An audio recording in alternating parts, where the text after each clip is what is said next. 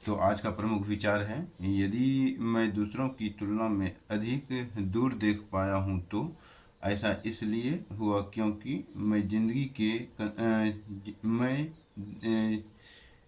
दिग्गजों के कंधों पर खड़ा था। तो यहाँ पे हो जाएगा दिग्गजों के कंधों पर खड़ा था। तो यहाँ पे कहा गया, यदि मैं दूसरों की तुलना में दूर देख पाया तो ऐसा इसलिए हुआ क्योंकि दिग्गजों के कंधों पर खड़ा था। तो यहाँ ये आइजैक न्यूटन के कथन हैं।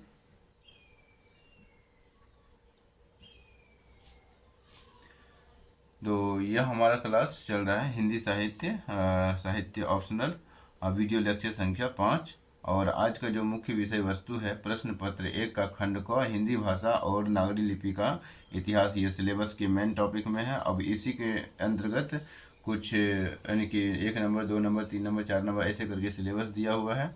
और सिलेबस के अकॉर्डिंग हमने पहला पॉइंट को पढ़ लिया है और फिर दूसरा पॉइंट को भी पढ़ना स्टार्ट किया था, जिसमें लिखा हुआ है कि मध्यकाल में ब्रज और अवधि का साहित्यिक भाषा के रूप में विकास। तो इसको जो है हम दो भागों में बांट लिए थे, दो पार्ट में। एक तो यानी मध्यकाल में ब्रज भाषा का यानी कि ब्रज का साहित्यिक भाषा के रूप में विकास। तो मध्यकाल में ब्रज का साहित्यिक भाषा के रूप में विकास, इसके अंतर्गत हमने परिचय को पढ़ा था, विशेषताओं को पढ़ा था, प्रमुख कवि इसके देखे थे, इसके प्रभाव जो देखे थे, यानी कि जैसे कि साहित्य पर प्रभाव और भक्ति आंदोलन प्रभाव, इसके निष्कर्ष को लेकर के हमने इस पॉइंट को समाप्त किया था।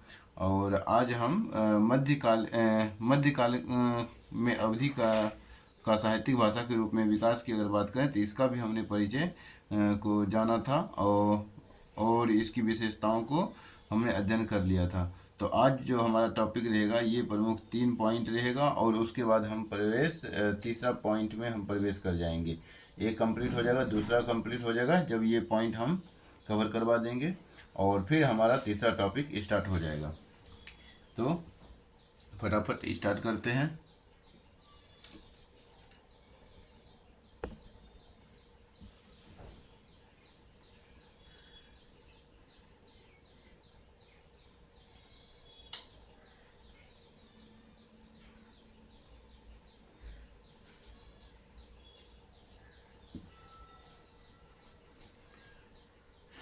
लिखेंगे परिचय विशेषताएं हो गया, प्रमुख कवि इसकी हम चर्चा करने वाले हैं। प्रमुख कवि किसके प्रमुख कवि?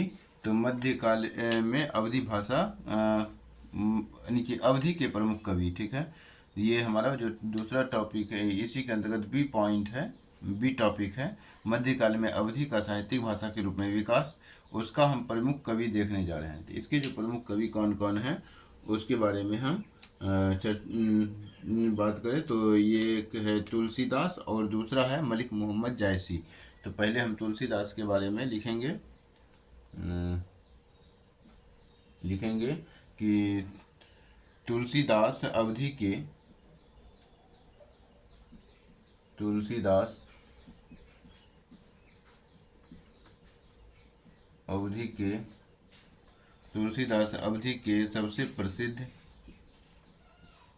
सबसे प्रसिद्ध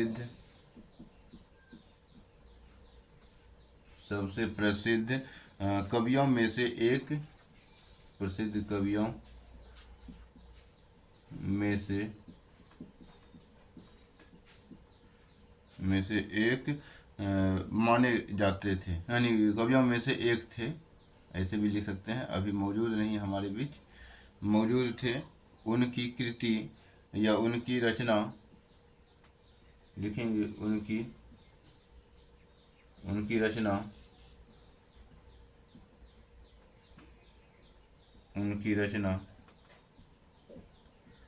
उनकी रचना का जो नाम है वो रामचरितमानस है, या इसको कृति भी बोलते हैं रचना को। तो उनकी कृति रामचरितमानस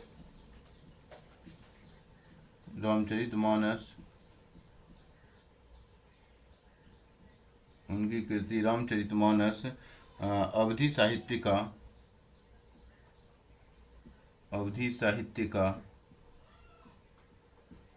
साहित्य का अवधि साहित्य का एक अमर कृति है, अमर कृति है, जो उनकी रचना जो है आज भी हमारे समक्ष मौजूद है। तो उनकी कृति अवधि साहित्य का एक अमर कृति है। तो इस प्रकार से तुलसीदास के बारे में बताना है।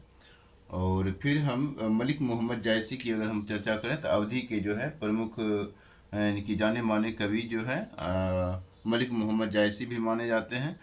इन्होंने भी अपने जो रचना है अपनी यानी कि मलिक मोहम्मद जायसी की अगर रचना की बात करें तो इसकी प्रमुख रचना का नाम है पद्मावत।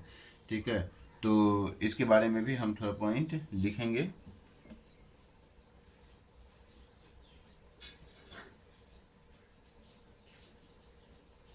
दो भी प्रमुख कवि के बारे में बताना है, ज़्यादा नहीं बताना है। दो प्रमुख कवि की ही बात करते हैं। तो मलिक मोहम्मद जायसी, मलिक मोहम्मद जायसी, मलिक मोहम्मद जायसी मलिक मोहम्मद जायसी की रचना या फिर मलिक मोहम्मद जायसी अवधि के एक प्रमुख जैसी अवधि के एक प्रमुख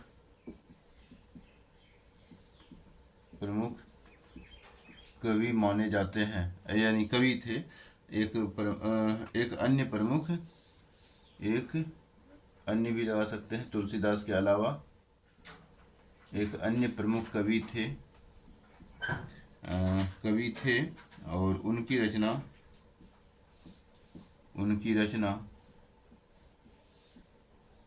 रचना पद्मावत या उनकी कृति भी कर सकते हैं। उनकी कृति पद्मावत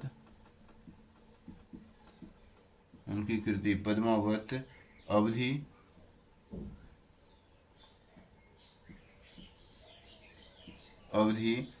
साहित्य का अवधि साहित्य की होता है एक महत्वपूर्ण कृति है। अवधि साहित्य की एक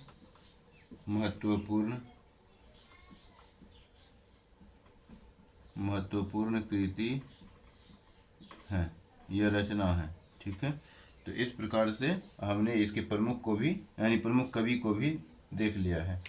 प्रमुख कवि हमारा पॉइंट कंप्लीट होता है। अब इसके प्रभाव जो है, इसके प्रभाव दो प्रभाव हैं। एक तो साहित्य पर प्रभाव है अवधि का, और दूसरा जो प्रभाव है वो है भक्ति आंदोलन पर। तो ये दो प्रभाव लेकर के हम निष्कर्ष को लेकर के ख़त्म कर देंगे इस दूसरे पॉइंट को। ठीक, तो यहाँ पे अगर देखें, इसको हम हटा देते हैं।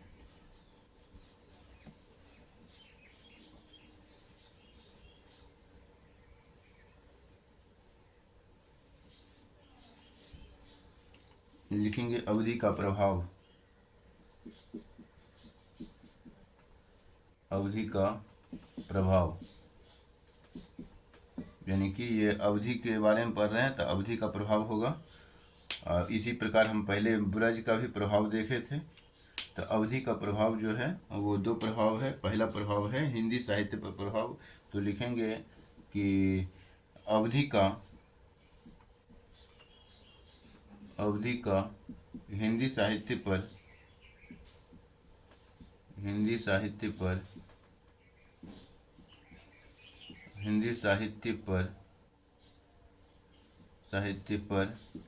अवधि का हिंदी साहित्य पर गहरा प्रभाव पड़ा।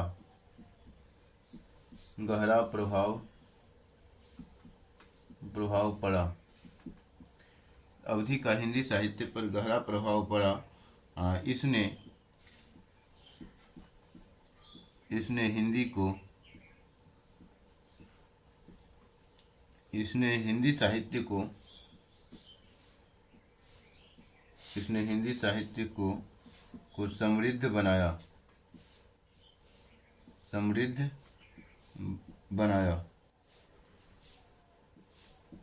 इसने हिंदी साहित्य को समृद्ध बनाया और कवियों को बनाया कवियों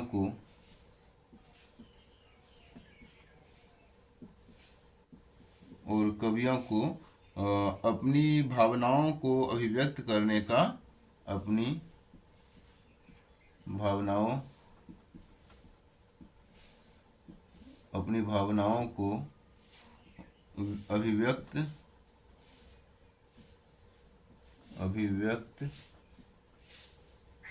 करने का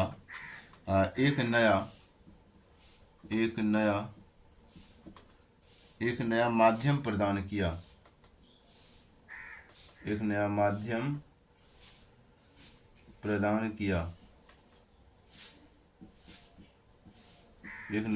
प्रदान किया और फिर एक अवधि का हिंदी साहित्य पर प्रभाव हो गया। हिंदी साहित्य पर एक तो गहरा प्रभाव पड़ा। दूसरा प्रभाव की अगर हम बात करें तो वो हो जाएगा भक्ति आंदोलन में योगदान। ठीक है, यानी कि भक्ति आंदोलन पर प्रभाव।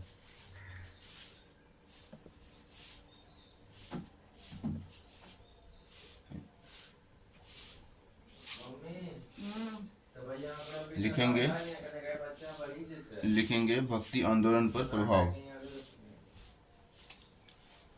तो इसी के अंतर्गत लिखना है भक्ति आंदोलन पर अवधि ने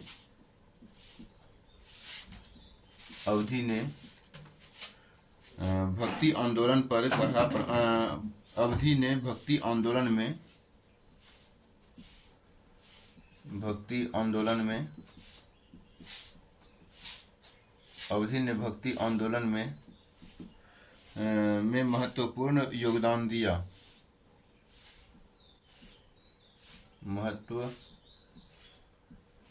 महत्वपूर्ण योगदान दिया। अवधि ने भक्ति आंदोलन में महत्वपूर्ण योगदान दिया। इसने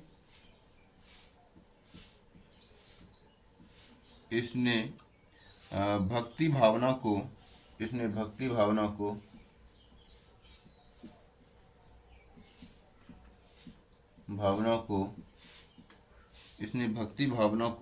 फैलाने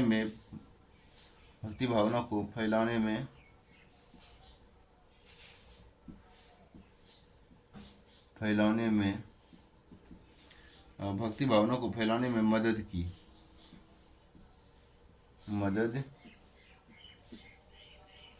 की और लोगों को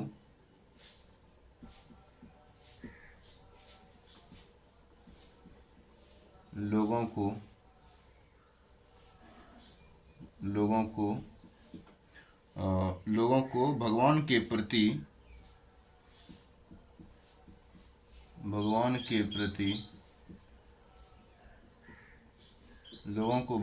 प्रति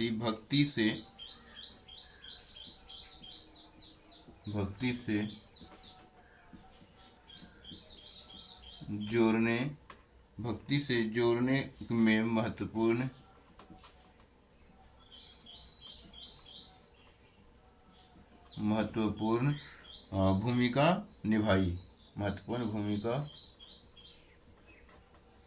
भूमिका निभाई। ठीक, तो ये हो गया हमारा मध्यकाल में ब्रज और अवधि का साहित्यिक भाषा के रूप में यानी कि अवधि का साहित्यिक भाषा के रूप में विकास। तो इसके अंतर्गत हमने प्रभाव को भी जान लिया कि एक तो साहित्यिक प्रभाव है, दूसरा भक्ति आंदोलन पर प्रभाव है। दूसरा पॉइंट जो है भक्ति आंदोलन में प्रभाव है। अब हम इसका निष्कर्ष लिखेंगे और इस बिंदु को यानी दूसरा जो बिंदु है यानी कि दूसरे बिंदु का जो सिलेबस है वो हमारा कंप्लीट हो जाएगा।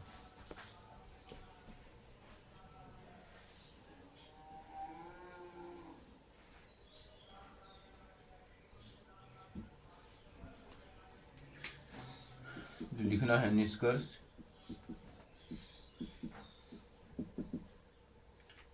के अंतर्गत लिखना है कि मध्यकाल में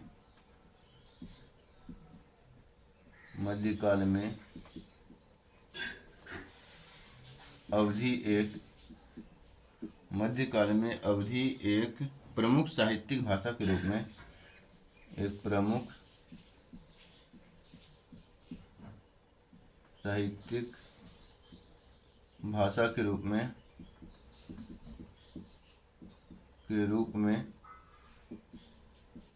मध्यकाल में अवधि एक प्रमुख साहित्यिक भाषा के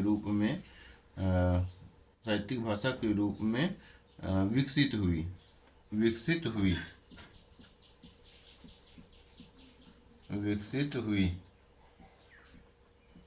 ठीक, विकसित हुई।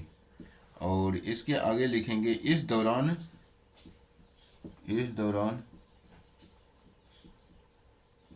अवधि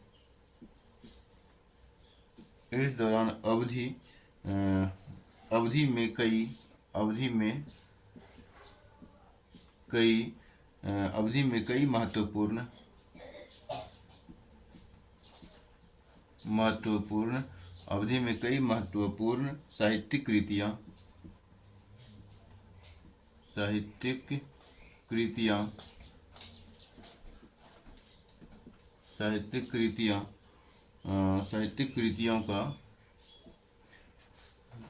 कृतियों की रचना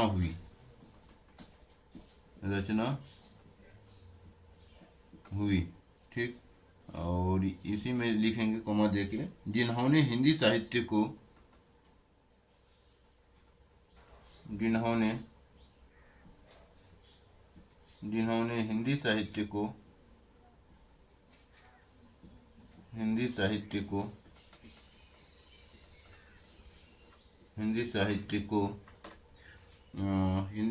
को क्या किया, तो समृद्ध बनाया।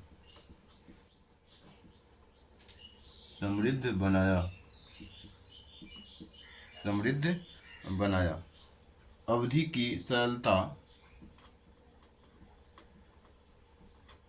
की सरलता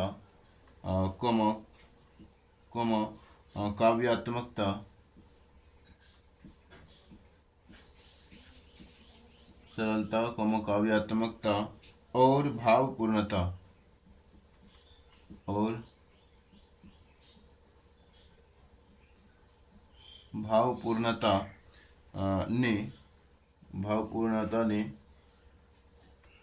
भावपूर्णता ने इसे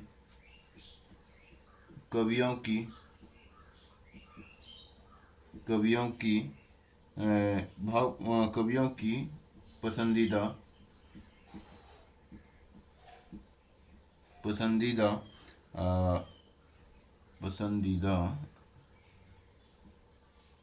पसंदीदा भाषा बना दिया। तो यहाँ पे है सरलता की अवधि की सरलता, काव्यात्मकता और भावपूर्णता ने इसे कवियों की पसंदीदा भाषा बना दिया।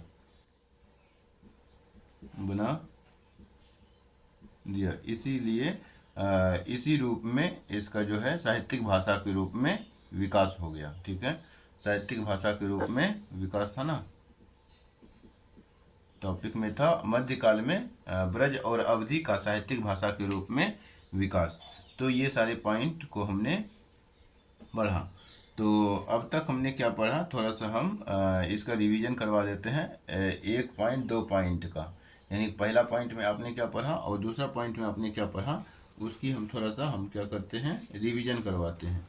तो रिवीजन के अंतर्गत अगर हम पहले बात करें पहले पॉइंट की, तो उसमें था कि अपभ्रंश अवहट्ट प्रारंभिक हिंदी का व्याकरणिक तथा अनुप्रयुक्त स्वरूप। तो अपभ्रंश अवहट्ट और व्याकरणिक प्रारंभिक हिंदी, तो पहले हम वहाँ पे भी यानी कि क ख ग में बांट सकते थे। पहला जो है हमारा अपभ्रंश होता, दूसरा ख पॉइंट अवहट्ट होता और ग पॉइंट प्रारंभिक हिंदी होता। अगर अपभ्रंश की हम कालक्रम भी देखे थे तो उसमें बताए थे कि 700 से 1200 ईस्वी के बीच का जो है हमारा अपभ्रंश है, और उसी के बाद हम अगर बात करें तो अबहट्ट की, तो अबहट्ट जो है कालक्रम 1200 से 1400 ईस्वी के कालक्रम है। और तीसरे की अगर हम बात करें प्रारंभिक हिंदी का, तो प्रारंभिक हिंदी का जो हमें प्रारंभिक हिंदी का जो स्वरूप देखने के लिए मिलता है वो 1400 से 1800 ईस्वी के बीच का मिलता है। और फिर हम की अपभ्रंश में व्याकरणिक विशेषताओं की बात किए, यानी कि जिसमें 3 विशेषताएं था, जिसमें कि लिंग और वचन की अनियमितता था, कारकों की सरलीकरण था, और क्रिया के रूपों में परिवर्तन, और वाक्य रचना में परिवर्तन। ये हम 4 पॉइंट अपभ्रंश में भी देखे थे। इसी प्रकार ये 4 पॉइंट जो है हमने अबहट्ट में भी देखा था, और अबहट्ट यानी कि प्रारंभिक हिंदी में भी इसी प्रकार से 4 पॉइंट हमने देखा था। ठीक है। और अपभ्रंश का परिचय की अगर हम बात करें तो इसमें हम बताए थे आरंभ यानी कि अपभ्रंश में प्राकृत का विकसित रूप, यानी कि अपभ्रंश जो है एक प्राकृत का ही विकसित रूप है, और अबहट्ट जो है अपभ्रंश का विकसित रूप है। और प्रारंभिक हिंदी जो है अबहट्ट से उत्पन्न अबहट्ट का विकसित रूप है। और प्रारंभिक हिंदी में संस्कृत और अबहट्ट के शब्द दिखाई देने के लिए दिखता है। ठीक है। तो ये सारी चीज़ें हमने चर्चा कर लिया है। और अबहट्ट के भी जो है प्रमुख कवि की हम बात किए थे, अनेक उदाहरण की बात किए थे। अबहट्ट के जो प्रमुख कवि हैं चंद्रबरदाई द्वारा रचित पृथ्वीराज रासो एक अबहट्ट का प्रसिद्ध अबहट्ट अब यानी कि अपभ्रंश में है, तो अपभ्रंश का एक प्रसिद्ध ग्रंथ है। और इन अनुप्रयुक्त स्वरूप की अगर हम बात करें तो अपभ्रंश की, तो इसके अंतर्गत हमने बता दिया है कि नए शब्दों का प्रयोग होता है, शब्दों का सरलीकरण होता है, मुहावरों और लोकोक्तियों का प्रयोग होता है। तो ये सब चीज़ें हमने बता रखा है। अगर आपने पीछे वाले वीडियो को नहीं देखा है, वीडियो लेक्चर को, तो वो आप देखेंगे तो बिल्कुल समझ में भी आ जाएगा। और हम अभी रिवीजन भी करवा दिए हैं। और इसी के अंतर्गत हमने दूसरा पॉइंट का भी रिवीजन करवाया था कि पहला पॉइंट जो है ब्रज भाषा यानी कि ब्रज भाषा का परिचय देखे थे, विशेषताएं देखे थे, प्रमुख कवि देखे थे, और प्रभाव देखे थे, और निष्कर्ष देखे थे। फिर हम अवधि का भी उसी प्रकार से परिचय, विशेषताएं, प्रमुख कवि, प्रभाव, निष्कर्ष को लिख करके हमने समाप्त किया। तो दूसरा पॉइंट भी हमारा कंप्लीट हो जाता है आज। अब हम तीसरा पॉइंट में प्रवेश करने जा रहे हैं।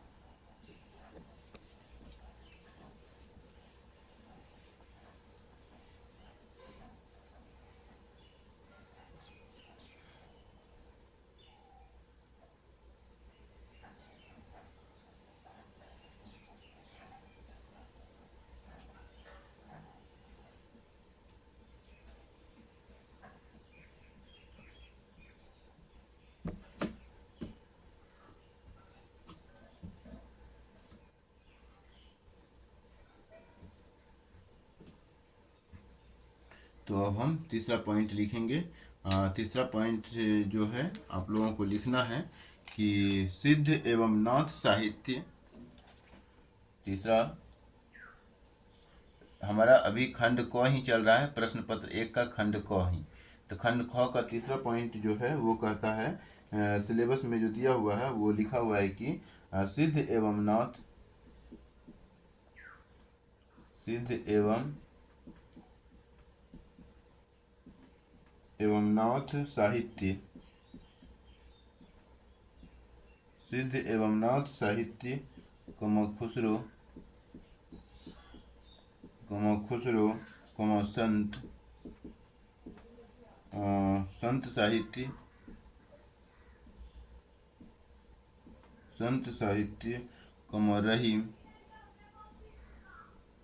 रहीम, आदि कवियों,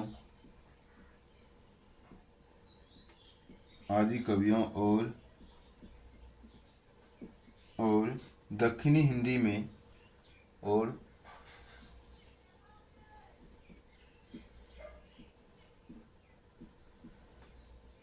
दक्षिणी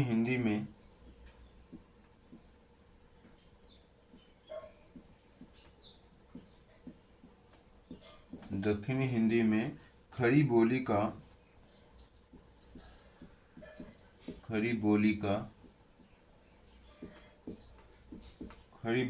प्रारंभिक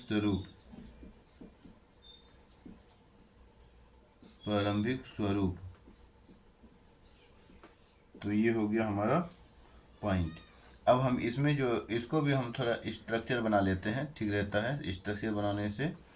तो इसमें पहला जो पॉइंट हम देखेंगे वो देखेंगे सिद्ध एवं नाथ साहित्य में खड़ी बोली का प्रारंभिक स्वरूप। तो पहला जो ए पॉइंट होगा हमारा या क पॉइंट होगा, तो ए पॉइंट ही हम बना लेते हैं। सिद्ध एवं नाथ साहित्य, सिद्ध एवं नाथ साहित्य में खड़ी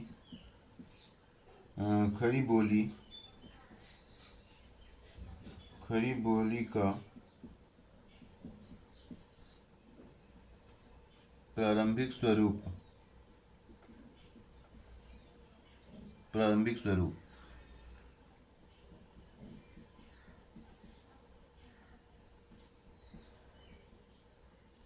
ये लिखना बहुत ज़रूरी है, नहीं तो कोई मेरा वीडियो चोरी ना कर ले, ठीक है।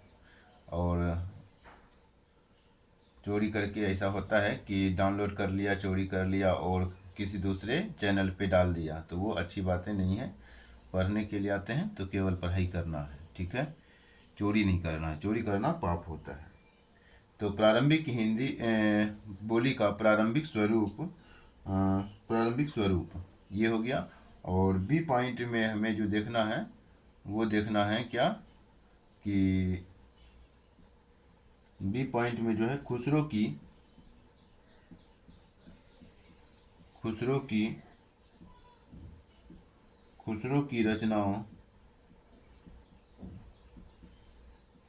रचनाओं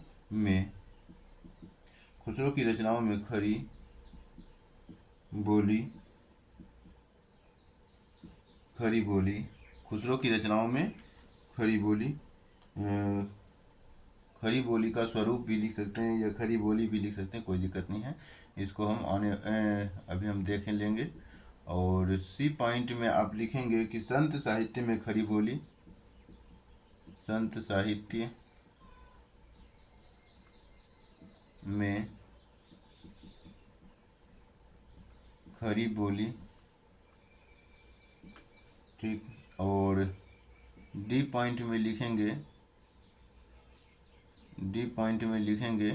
कि रहीम और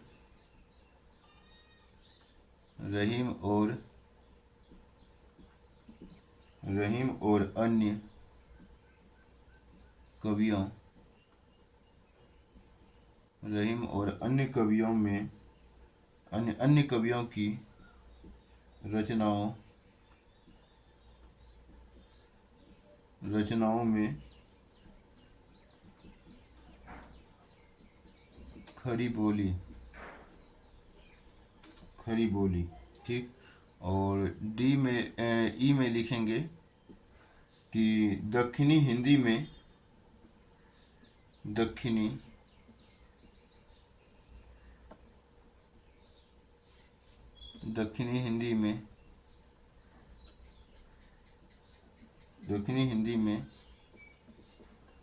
खड़ी बोली,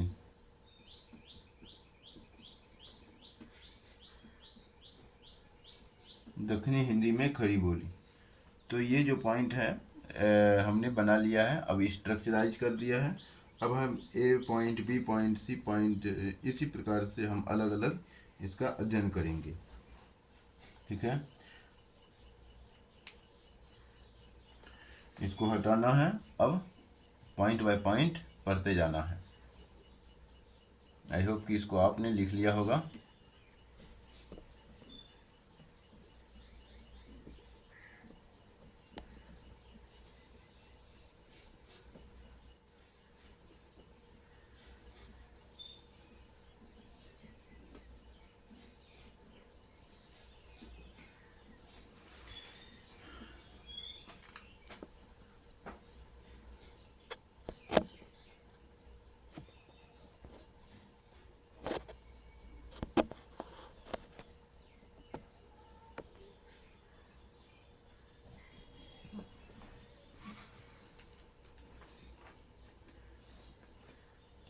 तो ए पॉइंट देंगे और लिखना जारी रखेंगे। ए पॉइंट फिर अलग से हेडिंग बना लेंगे कि ए पॉइंट में क्या था, सिद्ध एवं नाथ, सिद्ध एवं नाथ, सिद्ध एवं नाथ साहित्य में, साहित्य में, सिद्ध एवं नाथ साहित्य में खड़ी बोली, खड़ी बोली का प्रारंभिक स्वरूप, खड़ी बोली का प्रारंभिक स्वरूप। ठीक, तो अब इसके अंतर्गत हमें क्या लिखना है कि सिद्ध एवं नाथ साहित्य में खड़ी बोली का प्रारंभिक स्वरूप का अर्थ, स्वरूप का अर्थ यानी कि स्वरूप अर्ध मगधी अपभ्रंश के निकट है। क्या लिखेंगे, सिद्ध एवं नाथ, सिद्ध एवं नाथ साहित्य में, साहित्य में खड़ी बोली, बोली का प्रारंभिक स्वरूप, प्रारंभिक स्वरूप, पहले इतना तक वही लिख देना है। सिद्ध एवं नाथ साहित्य में खड़ी बोली का प्रारंभिक स्वरूप अर्धमागधी लिखेंगे, अर्धमागधी,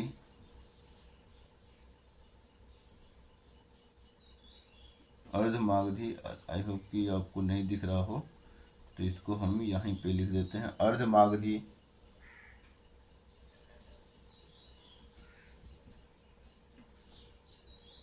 अर्धमागधी अपभ्रंश के, अर्धमागधी यानी कि मगधी और अपभ्रंश, आधा मगधी हो और आधा यानी कि आधा मगधी और अपभ्रंश के, अर्धमगधी और अपभ्रंश के, और अपभ्रंश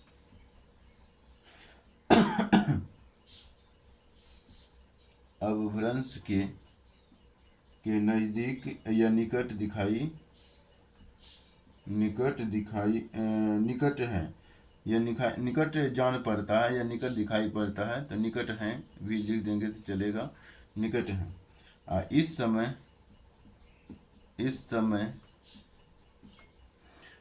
इस समय की भाषा में विभिन्न, इस समय की भाषा में,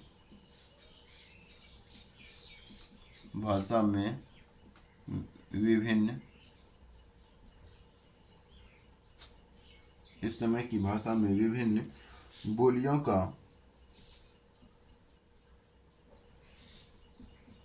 बोलियों का, विभिन्न बोलियों का समन्वय दिखाई देता है, बोलियों का समन्वय, समन्वय दिखाई देता है, समन्वय दिखाई देता है। सिद्धों और नाथों ने, सिद्धों और नाथों ने, सिद्धों और नाथों ने अपनी, सिद्धों और नाथों ने अपनी रचनाओं में, अपनी रचनाओं में, अपनी रचनाओं में दोहों और दोहों, दोहों, दोहों और, दोहों और चारिया पदों, चर्या पदों, दोहों और चर्या पदों का प्रयोग, का प्रयोग, प्रयोग किया, प्रयोग किया। ठीक है, जो खड़ी बोली के, जो खड़ी बोली, खड़ी बोली के प्रारंभिक, प्रारंभिक रूप को दर्शाते हैं, खड़ी बोली के प्रारंभिक, प्रारंभिक रूप को प्रारंभिक रूप को दर्शाते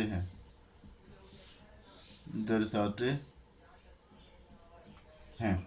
तो इस प्रकार से जो है ए हमारा पॉइंट कंप्लीट होता है। ए पॉइंट में हमने क्या बताया कि सिद्ध एवं नाथ साहित्य में खड़ी बोली का जो प्रारंभिक स्वरूप है वो कैसा है, तो अर्धमागधी और अपभ्रंश के निकट दिखाई पड़ता है, मतलब अपभ्रंश के निकट है।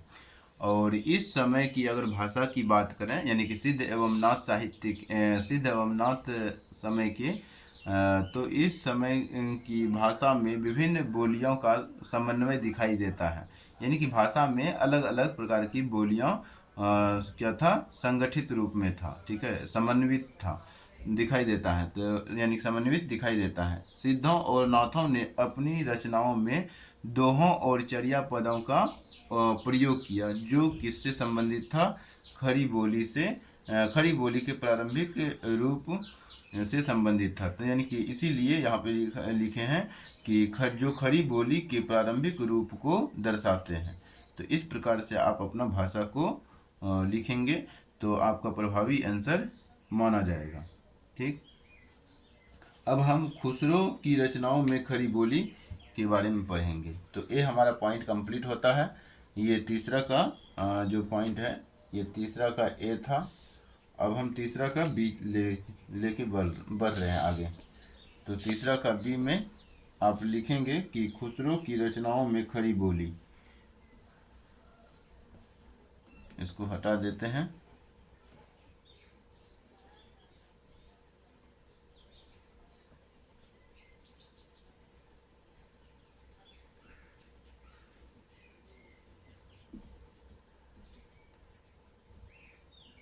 खुसरो की रचनाओं में खड़ी बोली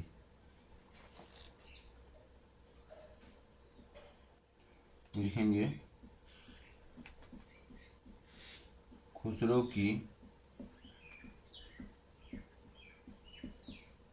रचनाओं में खड़ी बोली। खुसरो की रचनाओं में खड़ी बोली। तो इसकी अगर हम बात करें तो यहाँ पर भी आप वैसे ही लिखेंगे कि अमीर खुसरो की कविताओं में खड़ी बोली के प्रारंभिक रूप के दर्शन होते हैं। लिखेंगे अमीर खुसरो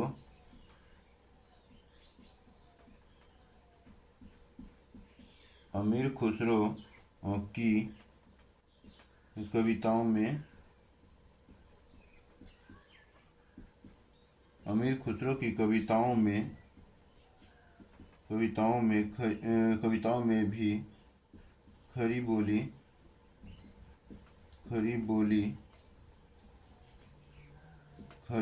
के प्रारंभिक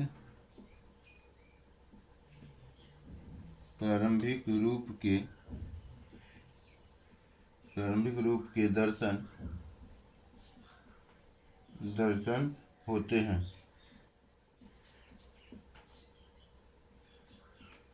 होते हैं। ठीक, खुसरो ने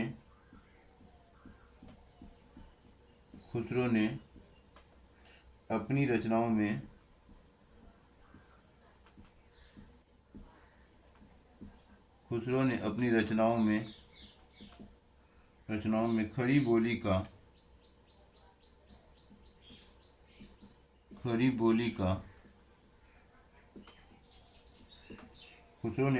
में खड़ी बोली का प्रयोग किया।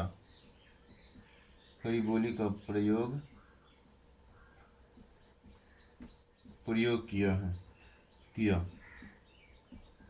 जो उस समय की बोलचाल की भाषा में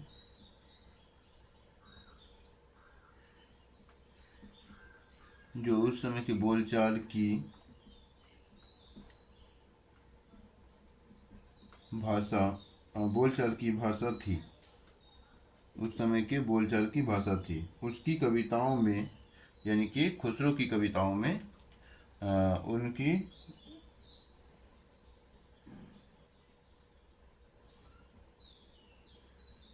उनकी कविताओं में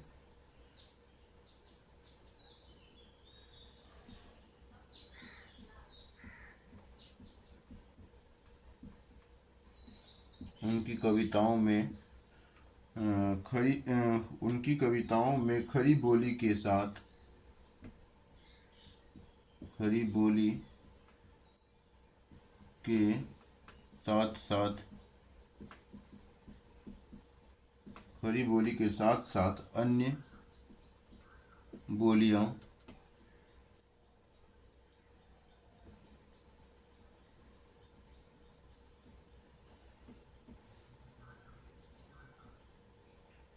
अन्य बोलियों अन्य बोलियों का भी प्रभाव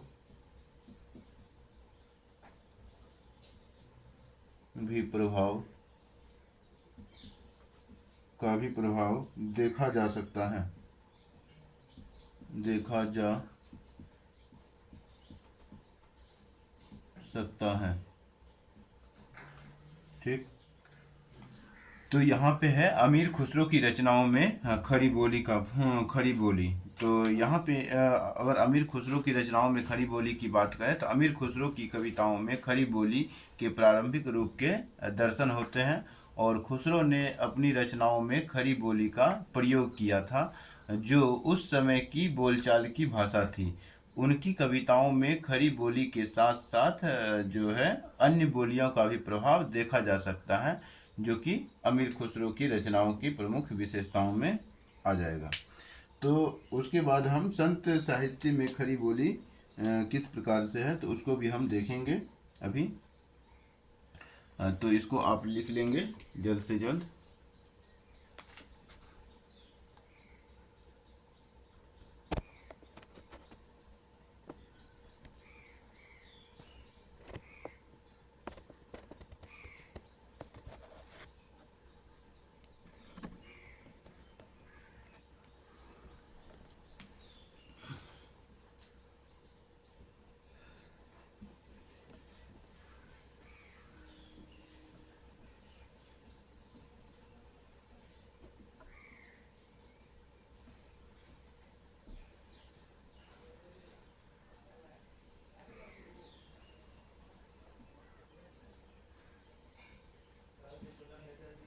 तो खुसरो की रचनाओं में खरी बोली खुसरो की रचनाओं में खरी बोली हुआ ना, तो ये बी पॉइंट था, तीसरा पॉइंट इसको नहीं बोलना है, ये बी पॉइंट था हमारा। ठीक है, अब हम सी पॉइंट की चर्चा करेंगे। सी पॉइंट में जो है वो संत साहित्य में खरी बोली लिखेंगे। संत साहित्य में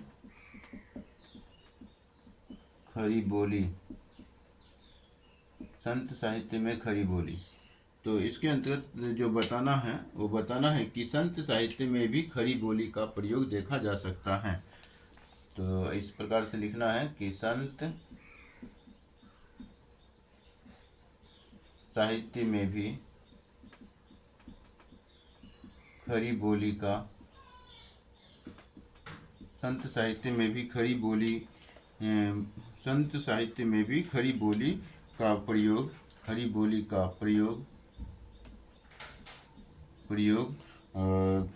प्रयोग देखा जा सकता है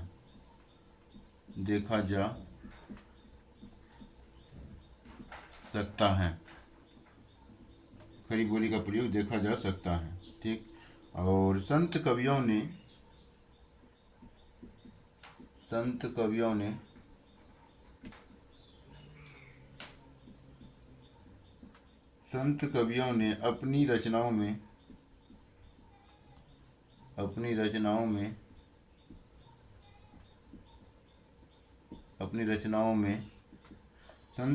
अपनी रचनाओं में खरी बोली का प्रयोग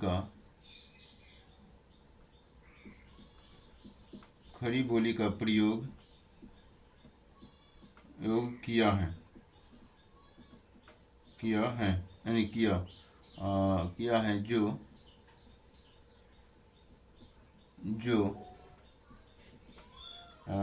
जो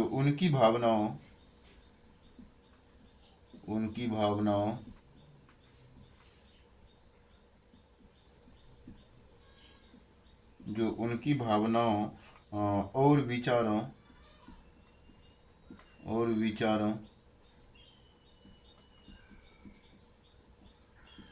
विचारों को व्यक्त करने व्यक्त करने का व्यक्त करने का एक प्रभावी एक प्रभावी एक प्रभावी माध्यम थी। प्रभावी माध्यम थी। ठीक। और संत साहित्य में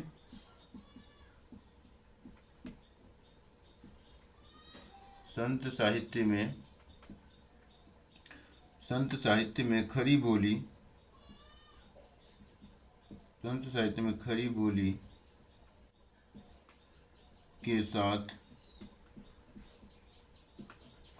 के साथ साथ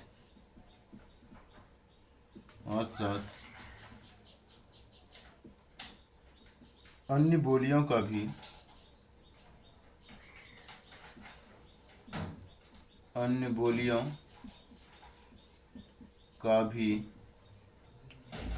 बोलियों का भी प्रभाव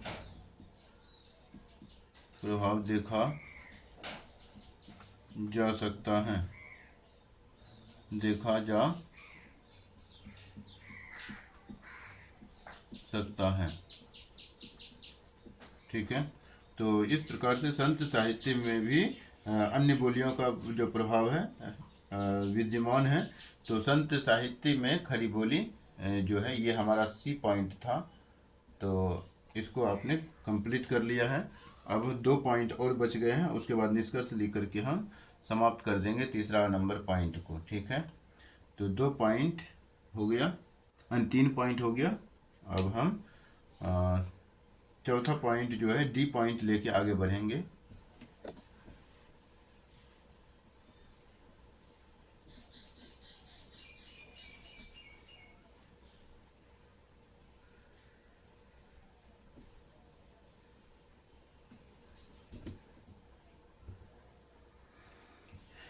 लिखेंगे डी पॉइंट में रहीम और अन्य कवियों की रचनाओं में खरी बोली। डी पॉइंट में लिखेंगे रहीम और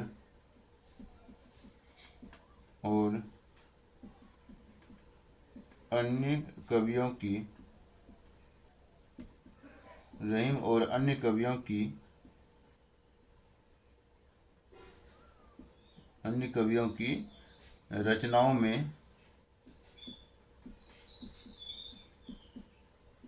रचनाओं में खरी बोली। रहीम और अन्य कवियों की रचनाओं में खरी बोली की अगर हम बात करते हैं तो वो हो जाएगा क्या, तो रहीम और अन्य कवियों की रचनाओं में, यहाँ लिखेंगे रहीम और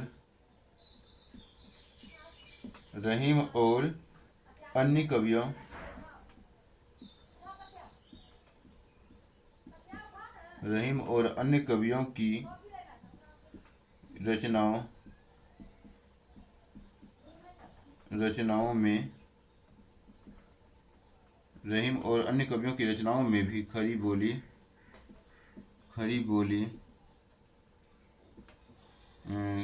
बोली का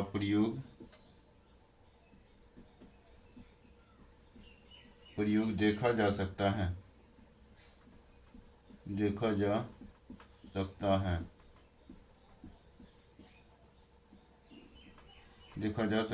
इन कवियों ने, यानी कि रहीम और इसके समकक्ष अन्य कवियों ने, यानी इन कवियों ने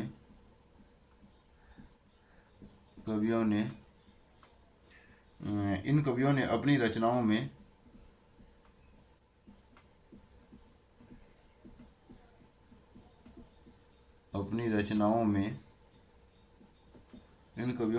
रचनाओं में खरी बोली का प्रयोग किया।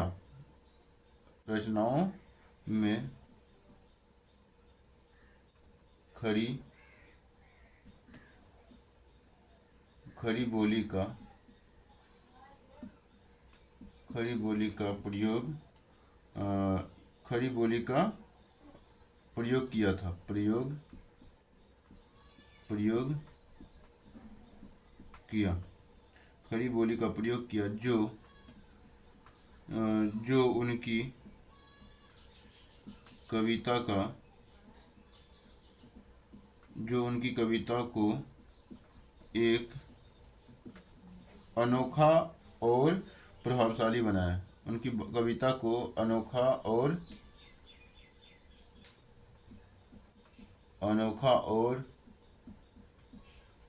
प्रभावशाली बनाया।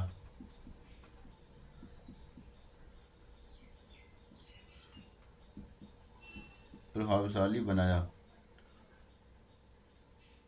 ठीक है, तो इस प्रकार से दूसरा भी पॉइंट हो गया, दूसरा नहीं चौथा पॉइंट हो गया। अब हम डी यानी ई पॉइंट लेंगे, दक्षिणी हिंदी में खड़ी बोली। दक्षिणी हिंदी में खड़ी बोली और निष्कर्ष को लिख करके हम समाप्त कर देंगे। तो लिखेंगे दक्षिणी हिंदी में खड़ी बोली, ई पॉइंट लिखेंगे दक्षिणी हिंदी में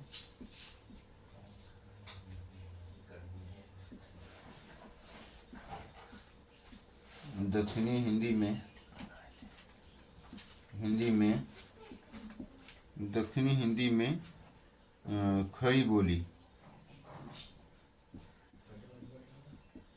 खड़ी बोली यानी ई पॉइंट यही था, ई पॉइंट यही था कि दक्षिणी हिंदी में खड़ी बोली। लास्ट ये हमारा टॉपिक है। ठीक है, तीसरा नंबर के अंतर्गत लास्ट पॉइंट यही है, और उसके बाद लास्ट जो होगा वो निष्कर्ष लिख करके हम समाप्त कर देंगे। तो इसके अंतर्गत लिखेंगे कि दक्षिणी हिंदी में भी खड़ी बोली का प्रभाव देखा जा सकता है।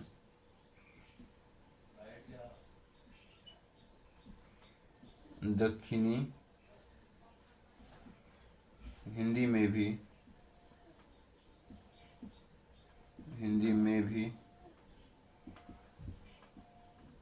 खड़ी बोली का प्रभाव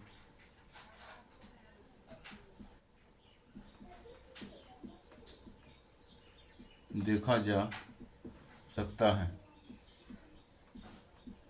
सकता है।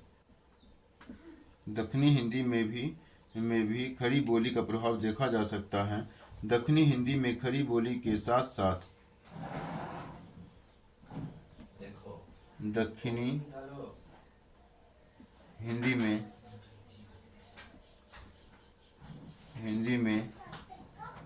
खड़ी बोली के साथ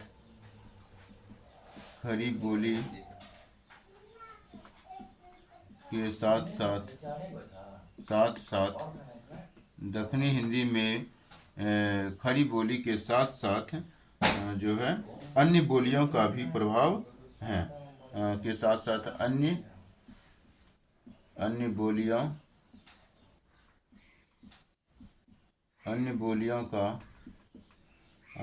बोलियों का प्रभाव है, अन्य बोलियों का प्रभाव है जो इस क्षेत्र की भाषाई विविधता को दर्शाता है, जो इस क्षेत्र की भाषाई विविधता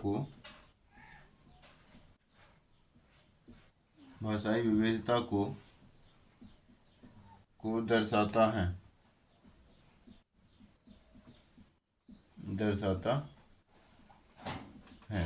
अब हम लास्ट इसी के अंतर्गत निष्कर्ष लेकर के हम अपने तीसरे बिंदु के जो सिलेबस है उसको हम कंप्लीट कर लेंगे।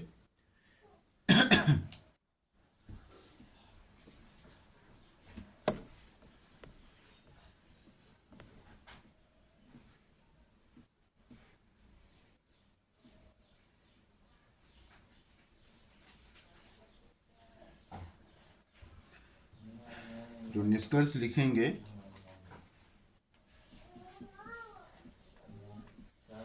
निष्कर्ष के अंतर्गत हम लिखना है क्या कि सिद्ध एवं नाथ साहित्य एवं नाथ साहित्य, सिद्ध एवं नाथ साहित्य खुसरो संत संत साहित्य, खुसरो संत साहित्य और यानी कि संत साहित्य रहीम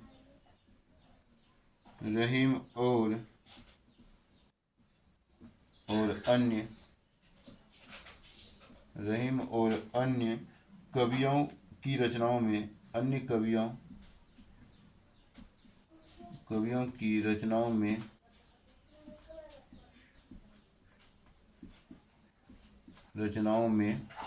अन्य कवियों की रचनाओं में खड़ी बोली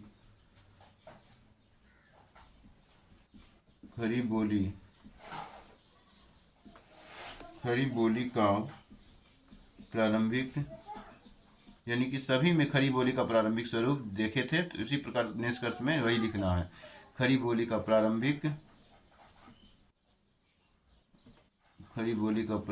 स्वरूप, प्रारंभिक स्वरूप ही लिखना है, स्वरूप देखा जा सकता है,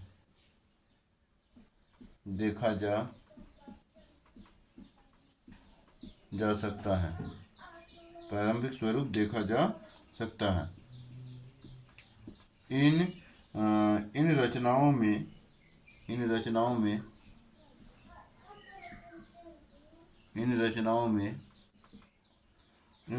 खड़ी बोली के साथ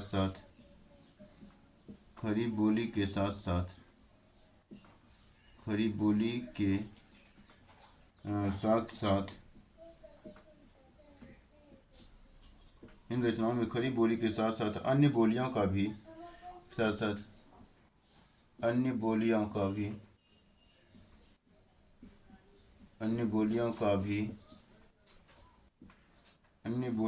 भी प्रभाव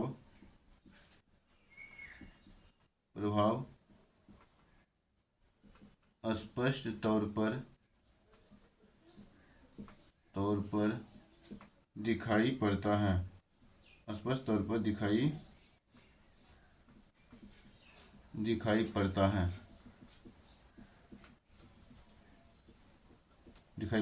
जो उस समय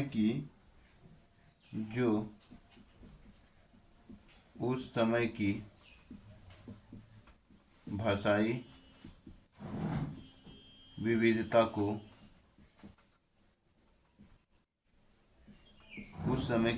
विविधता को दर्शाता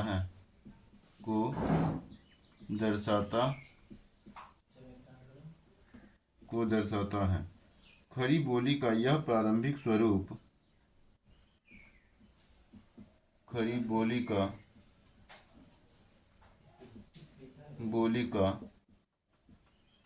यही प्रारंभिक स्वरूप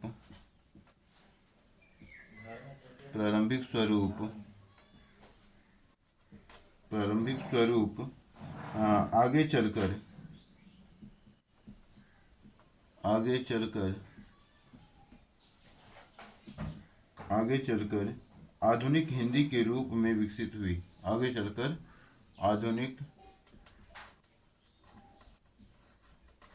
आधुनिक हिंदी के रूप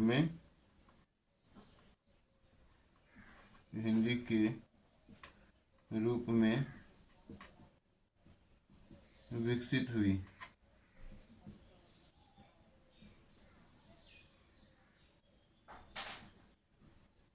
आगे चलकर हिंदी के रूप में, आधुनिक हिंदी के रूप में विकसित हुई।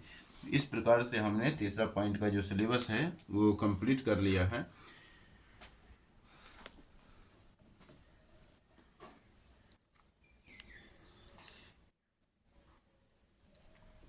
तो इस वीडियो को आज हम यहीं पे विराम देंगे। अगर आप लोगों को यह क्लास अच्छा लग रहा है और इस क्लास को आप उन लोगों तक भी पहुंचा सकते हैं जो यूनिवर्सिटी में हिंदी साहित्य से ग्रेजुएशन या पीजी कर रहे हैं, तो उसके लिए भी ये जो है वीडियो लेक्चर फ़ायदेमंद हो सकते हैं। ठीक है, तो पीजी वालों को भी आप भेज सकते हैं, जैसे जो दिल्ली यूनिवर्सिटी के हैं, मतलब किसी भी यूनिवर्सिटी के हो, मतलब ऑल इंडिया लेवल पे है, तो कोई भी यूनिवर्सिटी क्यों ना हो, आप उसको ट्रांसफ़र कर सकते हैं। और हिंदी साहित्य यानी कि हिंदी का जो विकास हुआ है, कैसे हुआ है, ये तो सबको पढ़ना पड़ेगा। ठीक है।